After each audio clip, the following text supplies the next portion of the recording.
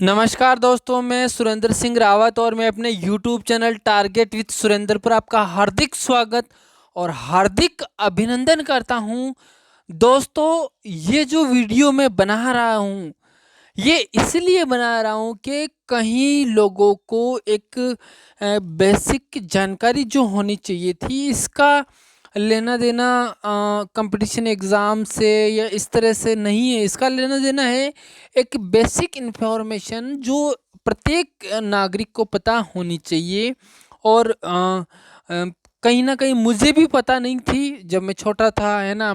लेकिन बाद में पता किया, जैसे इतिहास पढ़ा तो उस समय पता चला इन चीज़ों का और धीरे धीरे सीखते गए। और आज मैं चाहता हूँ कि इसको हर स्टूडेंट सीखे, आप उस हर स्टूडेंट तक शेयर करें और केवल इसको स्किप नहीं करें, है ना। अगर आप ये चीज़ सीख गए, ये चीज़ आपको, है ना, ऐसी चीज़ है कि आप भविष्य में किसी भी प्रकार के इंटरव्यू में या किसी भी प्रकार की बहस में अगर बैठते हो तो वहाँ पर आपको एक बेसिक नॉलेज होना चाहिए कि भाई जो हमारी तारीखें, है ना, महीने वर्ष जो चलते हैं उनके बारे में एक बेसिक नॉलेज अपने को होना चाहिए। इस वीडियो का किसी प्रकार से कोई लेना देना नहीं है कि ये पढ़े लिखे कोई आना ज़रूरी है। ये सबको पता होना चाहिए, ये बेसिक जानकारी है ना, जिसको मैं बहुत ही सरल भाषा में समझाने वाला हूँ और आप ध्यान से समझेंगे। और फिर उसके बाद मैं कुछ क्वेश्चन पूछूंगा आपसे, 5 क्वेश्चंस होंगे मेरे, उसके आंसर आपको देने हैं कमेंट बॉक्स में, है ना। तो यहाँ पर देखो, सबसे पहले मैंने एक लाइन खींची है यहाँ से लगाकर यहाँ तक, है ना, आपको दिख रही है ना। तो हम मान लेते हैं कि ये वाला जो पॉइंट है, ये वाला ईसा मसीह का जन्म है ना, ईसा मसीह का जन्म का पॉइंट है 1 तारीख, पहला महीना और पहला वर्ष। ये अपन ने पॉइंट मान लिया। अब इसके बाद में समय तो रुकता नहीं है, समय तो पहले भी चल रहा था ईसा मसीह के जन्म के पूर्व, और उस ईसा मसीह के जन्म के पूर्व भी समय चल रहा था और ईसा मसीह के जन्म के बाद भी समय चल रहा है, अभी भी चल रहा है, समय रुकने वाला थोड़ी है। तो उस समय क्योंकि अंग्रेजी हुकूमत, है ना, हुआ करती थी और उनका ऐसे कहते हैं कि उनका कभी सूर्यास्त नहीं हुआ करता था, क्योंकि उनका ऐसे देशों में शासन था कि जैसे मान लीजिए भारत में दिन हो रहा है तो भारत में उनका शासन है, तो जहाँ पर रात हो रही है वहाँ पर भी उनका शासन था। तो वहाँ पर रात भले ही हो रही हो लेकिन वहाँ पर भी उनका शासन। अब वहाँ दिन होगा, भारत में रात होगी, तो वहाँ पर उनका सूर्य उदय हो जाएगा। तो यानी कहने का मतलब सूर्य उदय उनका 24 घंटे रहता था, क्योंकि उनका शासन सब जगह था। इसीलिए अंग्रेजों की जो तारीख है, ईसा मसीह की जो तारीख है, उसको एक बेसिक पॉइंट मान लिया हमने, एक मिड लाइन पॉइंट मान लिया कि भाई कि ये एक शुरुआत मान लेते हैं, इसको जीरो मान लेते हैं अपन, या एक एक एक मान लेते हैं इसको, है ना। अब इसके आगे के टाइम पीरियड को बोला गया ईसवी या ईसा काल, है ना, ईसा का काल, है ना, जिसको हम एनो डोमिनी बोलते हैं। इसको कई जगह CE भी लिखते हैं, क्राइस्ट एरा, है ना। क्राइस्ट एरा मतलब ईसा का काल, ईसा मसीह के जन्म से, ईसा मसीह के जन्म के बाद का जो काल है उसको ईसा मसीह का काल भी कहते हैं। इसको कई जगह, है ना, बिफोर क्राइस्ट और BCE बोलते हैं, बिफोर क्राइस्ट एरा। और BC का मतलब होता है बिफोर क्राइस्ट, यानी ईसा मसीह के जन्म के पहले का समय। जैसे 1500 BC मतलब 1500 ईसा पूर्व, यानी जो हमारी वैदिक सभ्यता है ना, जो 1500 ईसा पूर्व में शुरू हुई, यानी ईसा मसीह के जन्म से 1500 साल पहले। और आज 2023 चल रहा है, तो ईसा मसीह के जन्म से अगर हम गिने तो आज कंप्लीट ईसा मसीह के जन्म को हम कह सकते हैं कि 23 साल कंप्लीट हो गए। 1 तारीख यानी 31 दिसंबर को ही कंप्लीट हो गए, ये मान के चलिए आप, 31 दिसंबर 2022 को। और 1 तारीख, है ना, 1 जनवरी 2023 को, है ना, नया साल हो गया है 2023, 22 चला गया। तो अब हम इसको थोड़ा सा और अच्छे से समझते हैं, क्योंकि देखिए आपको ध्यान होना चाहिए, शक संवत हमारा राष्ट्रीय कैलेंडर है, भारत सरकार ने इसको राष्ट्रीय कैलेंडर मान रखा है। जबकि हमारे सारे तीज त्योहार विक्रम संवत से तय होते हैं। होली, दीपावली, रक्षाबंधन सब विक्रम संवत से। और हम जो बेसिक हमारे मोबाइल वगैरह में जो कैलेंडर जो बेसिक चलता है, ये ईस्वी सन वाला जो कैलेंडर है, जिसको ग्रेगोरियन कैलेंडर भी बोलते हैं। ग्रेगोरियन कैलेंडर भी बोलते हैं। क्या बोलते हैं? Gregorian calendar. तो ये वाला जो कैलेंडर जो चलता है अपन, जिसको हम बोलते हैं 1 जनवरी, 2 जनवरी, ये है ग्रेगोरियन कैलेंडर। और ये शक संवत जो हमारा राष्ट्रीय कैलेंडर है, जिससे हमारे 30 त्योहार तय नहीं होते हैं, फिर भी ये राष्ट्रीय कैलेंडर है ना। अब क्यों हैं, कैसे हैं, इसके इतिहास में थोड़ा जाना पड़ेगा, तो वो बात की बात है। और ये विक्रम संवत, जिससे जो उज्जैन महाकाल की नगरी है, वहाँ के राजा थे विक्रमादित्य, उन्होंने इसकी शुरुआत करी थी।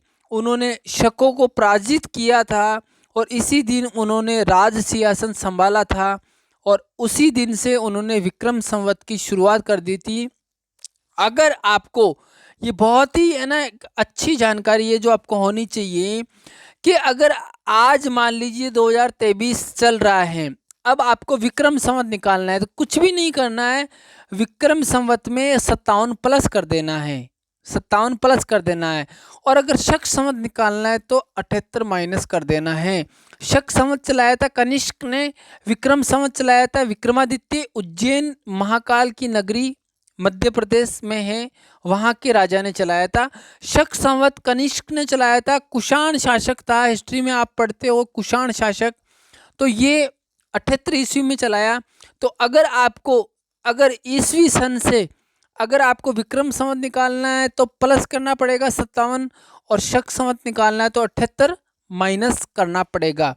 तो अगर अपन 2023 के अकॉर्डिंग चले, 78 माइनस करें तो 2045 शक संवत, 1945 शक संवत चल रहा है। और अगर मान लेते हैं विक्रम संवत कौन सा चल रहा है, हम ये जानना चाहते हैं, तो 57 माइनस करेंगे और 57 प्लस करेंगे, 57 प्लस करेंगे तो 2080 निकल के आता है। तो 2080 तो चल रहा है विक्रम संवत, और 2023 चल रहा है ईस्वी सन, और 1945 चल रहा है शक संवत। क्योंकि देखो, शक संवत ईस्वी सन के बाद स्टार्ट हुआ, तो बाद जो ये मान लेते एक ट्रेन है, एक सही समय वाली ट्रेन है, वो मान लेते हैं हम ईस्वी सन को, है ना भाई। सही समय पे जो स्टार्ट हुई वो ईस्वी सन की ट्रेन है ना। अब इसके पहले जो चली ट्रेन वो विक्रम संवत है। तो पहले जो चली ट्रेन वो स्पीड तीनों की बराबर है, ये मान लेते हैं। विक्रम संवत वाली ट्रेन है, उसकी भी स्पीड बराबर है, 100 की स्पीड है ना। ईस्वी सन की ट्रेन है, उसकी भी 100 की स्पीड है, और शक संवत की भी 100 की स्पीड है। तो अब मान लेते हैं कि जब ईस्वी सन के 57 साल पहले ही हमारी विक्रम संवत वाली ट्रेन चल चुकी है, तो पहले जो ट्रेन चली है वो तो आगे ही चलेगी ना। पहले जो जिसने दौड़ना शुरू किया वो तो आगे ही चलेगा। इसलिए विक्रम संवत हमेशा ईस्वी सन से आगे रहेगा 57 साल, और शक संवत हमेशा ईस्वी सन से पीछे रहेगा 78 साल। क्यों? क्योंकि ये ट्रेन लेट चली, 78 साल लेट चली। समझ गए ना? तो बहुत ही आसान है। कुछ और उसके बाद में इस वीडियो को ख़त्म करते हैं। स्किप मत करना, पूरा देखना, बहुत अच्छी नॉलेज, बेसिक नॉलेज मिलेगी आपको, है ना। देखो, हमारे कई लोगों को सर्दी, गर्मी, बरसात, ये 3 ऋतुएं पता होती है, लेकिन वास्तव में हम सौभाग्यशाली हैं। हम ऐसे देश में निवास करते हैं जहाँ पर 6 ऋतुएं हैं। जैसे बहुत अच्छा मौका है कि अभी जो चल रहा है वो तो चल रही है विंटर जो सेशन है वो चल रहा है, यानी जो हम बोल सकते हैं जो ऋतु चल रही है वो विंटर है, यानी शिशिर या शीत ऋतु है, सर्दी की समय है अभी। लेकिन अब जो शुरुआत होने वाली है, हम यहाँ से शुरू करते हैं, क्योंकि शुरुआत से ही एक्चुअल यहाँ से होती है। स्प्रिंग, यानी इसका इस इंग्लिश नाम याद रखना है आपको, इंग्लिश नेम याद रखना है। स्प्रिंग यानी बसंत ऋतु, है ना, वसंत ऋतु। और ये चैत्र और बैसाख के अंदर आती है। मार्च अप्रैल अंग्रेजी महीनों का समय इसका पड़ता है। समर सेशन यानी ग्रीष्म ऋतु, और ये पड़ती है ज्येष्ठ और आषाढ़ और मई और जून अंग्रेजी महीनों के अनुसार। यह है रेनी सेशन यानी वर्षा ऋतु, और ये श्रावण भाद्रपद आप सब जानते हैं, जुलाई अगस्त और सितंबर ये 3 महीनों तक ये सेशन रहता है ना। ऑटोम, ऑटोम यानी शरद ऋतु। देखो शीत ऋतु, शिशिर ऋतु ये अलग है और शरद ऋतु अलग है। शरद ऋतु एक्चुअल में इसको आप ऐसे याद रखना, शरद ऋतु को स्पेशली आपको शरद ऋतु ध्यान रखना है। ये आश्विन और कार्तिक, जब हमारे वो आश्विन वाले नवरात्र होते हैं ना, नवरात्र उस समय का सीजन होता है ये। यानी हम बोल सकते हैं कि अक्टूबर और नवंबर का समय, लगभग लगभग जो दीपावली वाला समय है उसकी मैं बात कर रहा हूँ। अक्टूबर और नवंबर उस समय इसको पतझड़ ऋतु भी बोलते हैं, यानी पेड़ों के पत्ते झड़ जाते हैं। और वसंत ऋतु में पेड़ों के पत्ते, हरियाली चारों तरफ होती है और बहुत अच्छा सुहावना मौसम होता है वसंत ऋतु वाला। अगर भगवान कृष्ण ने स्वयं कहा है कि मैं ऋतुओं में वसंत हूँ, है ना, तो वसंत ऋतु वास्तव में बहुत अच्छी लगती है, बहुत सुहावनी लगती है और होती ही अच्छी है वसंत ऋतु, है ना।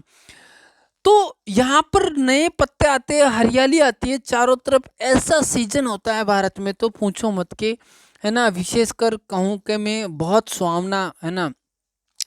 और शरद ऋतु में पत्ते झड़ते हैं, है ना, पतझड़ भी बोलते हैं इसको, पतझड़ ऋतु भी बोलते हैं। ये आश्विन और कार्तिक में, यानी आप ध्यान रखना दिवाली के समय अक्टूबर और नवंबर में होती है। और उसके बाद में आती है हेमंत ऋतु।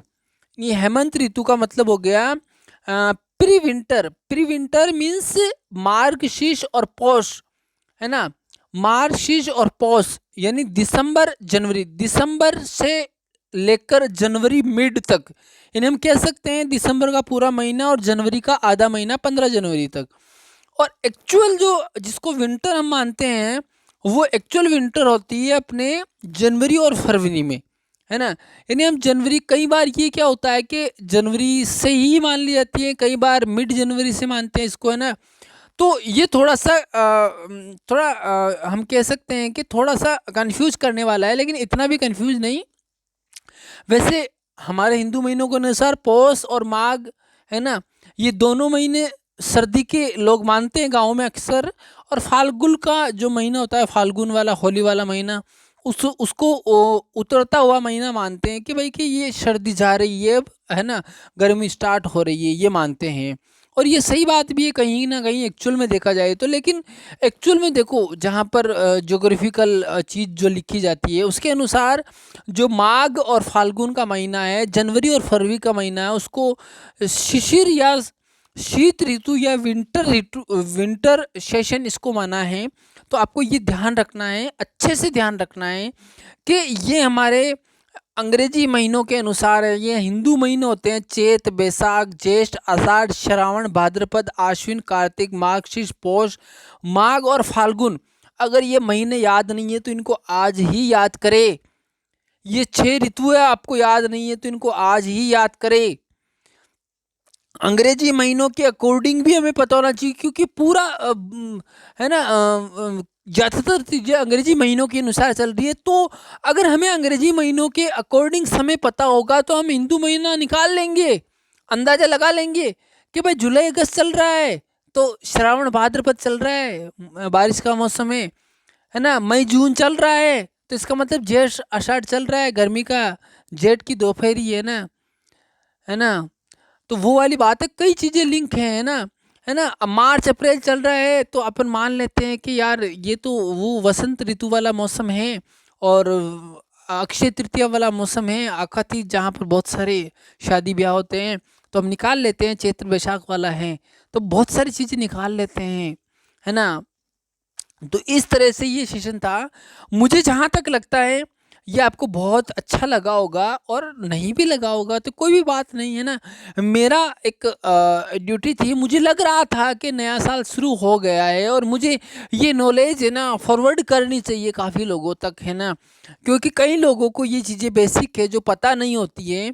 मैं ये नहीं कहता हूँ कि नहीं आती होगी, बहुत सारे लोग हैं जिनको ये ऑलरेडी पता होगा, लेकिन मैं मानता हूँ कि ज़्यादा संख्या उनकी है जिनको ये पता नहीं होगा। तो ज्ञान, है ना, कहाँ से भी मिले आपको, है ना, एक गधे से भी अगर आपको ज्ञान मिलता है तो आपको ले लेना चाहिए, है ना। अगर आपको कौवे से ज्ञान मिलता है तो ले लेना चाहिए। आपको एक बहुत ही विद्वान व्यक्ति से ज्ञान मिलता है तो उससे भी ले लेना चाहिए।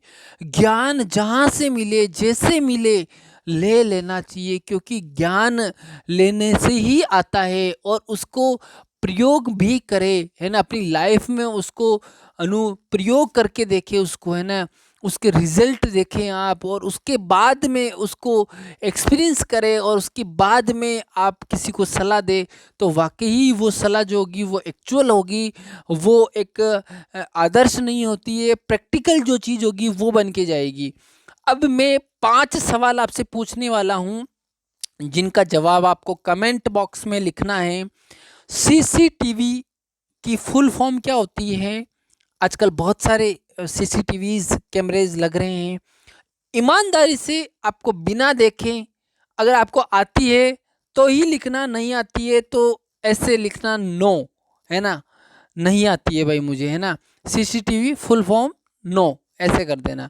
दूसरा मेरा सवाल है केवाईसी। बहुत सारे लोगों ने नाम सुना है केवाईसी। केवाईसी की पहले फुल फॉर्म बता दें मुझे, और उसके बाद में इसका अर्थ तो मैं बता दूंगा आपको, है ना। इसका अर्थ तो मैं बता दूंगा, लेकिन इसकी फुल फॉर्म आप मुझे बता दें। केवाईसी, है ना, व्हाट इज केवाईसी, है ना, what is KYC full form, है ना। लाटा और कूता, है ना, लाटा और कूता क्या होता है ना, लाटा और कूता। और उसके बाद में मेरा सवाल है, ईमानदारी से ये बिना देख के बताना है, नहीं आता है तो आप लिखना लाटा और कूता। जो मैं 5 या 6 सवाल पूछ रहा हूँ, जो सवाल आता है उसका आंसर, है ना, जैसे सीसीटीवी का फुल फॉर्म आता है तो सीसीटीवी लिख के उसका फुल फॉर्म लिख देना, नहीं आता है तो नो कर देना, ठीक है। उसके बाद में, है ना, बहुत ही इंपॉर्टेंट है, शिवरात्रि जो है हिंदू महीनों के अनुसार किस दिन पड़ती है? इसमें आपको कृष्ण पक्ष और शुक्ल पक्ष भी साथ में मेंशन करना है। हिंदू पंचांग के अनुसार जो हिंदू महीना है वो भी मेंशन करना है, और तिथि कौन सी होती है वो भी मेंशन करनी है। उसके बाद में आपको जो एक सवाल मैं बीच में पूछ रहा हूँ आपसे, जो बहुत ही इंपॉर्टेंट है, मुझे लगता है कि आपसे पूछना चाहिए।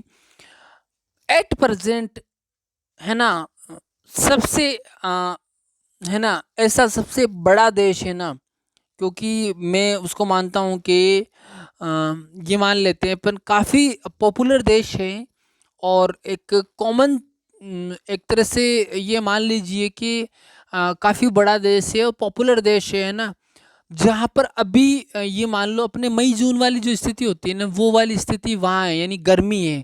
तो वो कौन सा देश है, उसका नाम मुझे लिख के बताइए आप, है ना। लगभग बड़ा देश है वो, छोटा मत मानना। ये मान लो अम, जो ये मान ले सकते हैं अपन, 10 टॉप जो क्षेत्रफल के हिसाब से जो बड़े देश है ना, उनमें से वो है। तो ये मेरे 5 सवाल, और एक और सवाल मैं आपसे पूछ लेता हूँ जो मुझे लग रहा है कि आपको पूछना चाहिए, है ना, और वो आपको आना भी चाहिए, है ना। ऐसा नहीं हो कि आना नहीं चाहिए ना, आना भी चाहिए। मुझे आप ये बता दीजिए कि अगर जैसे मैं आपको एक सवाल पूछ लेता हूँ कि, है ना, मुझे एक्चुअल आंसर चाहिए ना उसका, है ना, ऐसे घुमा फिरा के आंसर मत देना, है ना, घुमा फिरा के आंसर किसी भी हालत में नहीं देना, एक्चुअल आंसर देना है। कि जैसे अ, हमारे राजस्थान के अंदर, हमारे राजस्थान के अंदर, है ना, राजस्थान के अंदर जो है ना, हमारे जिसको हम कारीगर बोलते हैं, जो मकान जो चुनते हैं उनको कारीगर बोला जाता है ना, कारीगर बोला जाता है। हमारे यहाँ अजमेर, है ना, अजमेर मेरवाड़ा वाला जो क्षेत्र है यहाँ पर हम इसको कारीगर बोलते हैं। लेकिन राजस्थानी भाषा में इसके लिए एक पर्टिकुलर शब्द प्रयुक्त हुआ है, और ये राजस्थान के किसी क्षेत्र विशेष में इसको बोला भी जाता है। तो राजस्थानी भाषा में कारीगर को क्या कहा जाता है? ये एक इम्पोर्टेंट और मेरा लास्ट सवाल था, है ना। तो मैं समझता हूँ कि आपको नॉलेज अच्छा लगा होगा। इस वीडियो को उन तमाम लोगों तक ज़रूर पहुँचाइए जो ये एक बेसिक नॉलेज, एक भारतीय नागरिक या कुछ भी समझ लो, है ना, होने के नाते आपको होनी चाहिए, है ना। यहाँ पर हिजरी सन का मैंने उल्लेख नहीं किया है। 622 ईस्वी में हिजरी सन जो शुरुआत हुई, जो मुस्लिम त्योहार है वो ज़्यादातर हिजरी सन के अकॉर्डिंग ही होते हैं, और उसकी शुरुआत 622 ईस्वी में हुई। यानी वो ट्रेन जो स्टार्ट हुई थी 622, तो उसको निकालने का सीधा सन तरीका है, अगर आपको हिजरी सन निकालना है, अभी कौन सा हिजरी सन चल रहा है ना, तो हिजरी सन निकालने के लिए आपको क्या करना है, 2023 में से माइनस कर देना है 622, आपके सामने हिजरी सन आ जाएगा, है ना। तो मुझे लगता है कि ये वीडियो उस प्रत्येक व्यक्ति को फॉरवर्ड करना जो जिसको ये नॉलेज होना चाहिए भारतीय नागरिक होने के नाते। धन्यवाद। इसी के साथ मिलते हैं अगले वीडियो में, और चैनल को सब्सक्राइब और वीडियो को लाइक और शेयर ज़रूर करें। धन्यवाद, धन्यवाद।